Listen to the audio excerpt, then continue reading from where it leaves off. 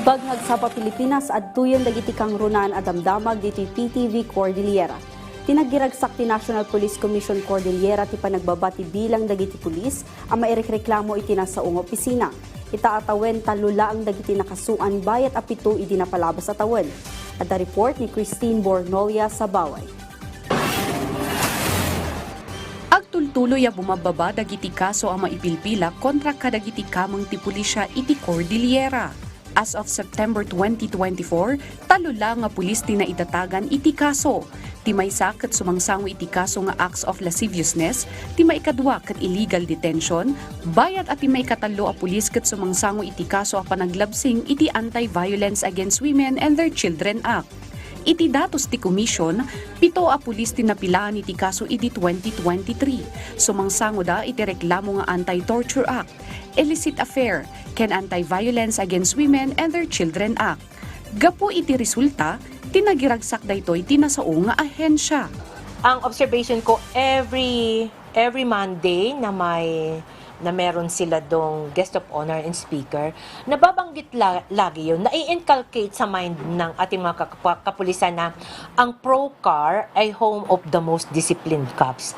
Maybe nakatulong din siguro yun yung tagline. Ti panagbabati kaso ang maidatdatag kadagiti pulis ket resulta ti lectures, seminars, ken daddu mga interventions ti Napolcom tapno kanayon ang mapalagipan dagiti pulis. To the members of our Police Regional Office, Cordillera Administrative Region, sana patuloy pa nating gawin lang yung trabaho. Patuloy pa tayong maging disiplinado kasi pag disiplinado ka, you will not go a wrong way, no?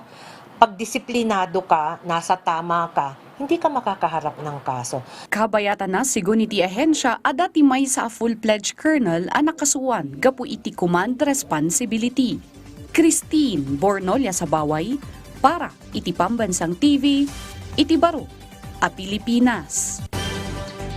Ti sabali pay adamag iti kaunan agundaway tampok nga aktibidad ti AVA Card Presentation iti panakarambak ti 9th AVA Festival iti Tuba Benguet.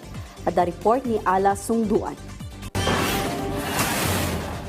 Manipot Taloy Sur, indolwan ni Taloy Sur Kapitan Sibayan Juan, ti paniparang iti entry da para iti first AVA Card Presentation iti 9th AVA Festival. Ipapakita namin ang support namin sa munisipyo at saka support namin sa barangay sa programa ng AVA Festival. Maragsakan mag-isuna ang maibinglay ti talento dagiti umili ti Tuba, baban iti napintas a para kadisenyo ti karda, tampok, sanla nga AVA, ngamkit di dagiti dumapay a produkto iti barangay da. Istorya panggap iti AVA, kan pakaistoryan ti barangay at Taloy Sur, dagiti adal a maala iti karda. Ang konsepto ng barangay namin ay kung saan nakuha ang pangalan, yung Taroy. Kasi noong during American time, may nagtanong kung anong pangalan ng what is the name of this place. Then the Ibaloy answered, Taroy. Adumat lang nga adal panggap iti tulong ti AVA iti pagbiyagan kan iti komunidad, ti imbinglay dagiti partisipante. Maragsakan mo ni Tuba Mayor Clarita Salongan, iti nabara a suporta dagiti babarangay iti ili, iti may pampanakal nga aktibidad iti munisipalidad. It is only now that we have the card presentation, which is, I believe, that is through the cooperation of our farmers and of course to our tourism officer and to our Department of Agriculture. Nagandahan naman po kayo. Yes, of course. Dumanon iti sangapulo a barangay ti pimasat iti daytoy a kompetisyon. No sa dino, 10,000 pesos ti mangabak iti first prize, 8,000 pesos ti second prize, 6,000 pesos ti third prize, kan 4,000 pesos para iti consolation prize. Itong AVA Festival natin ngayon ay at least successful naman yung celebration natin. And then yung participation ng farmers is okay naman. At damat ti singasing ni Tuva Vice Mayor Maria Carantes, tapno masiguro ti panagbaligi dagitoy a programa iti festival. Sa ordinance ng AVA Festival ay i-incorporate natin doon ang pag-institutionalize ng mga programs at saka activities na alam natin na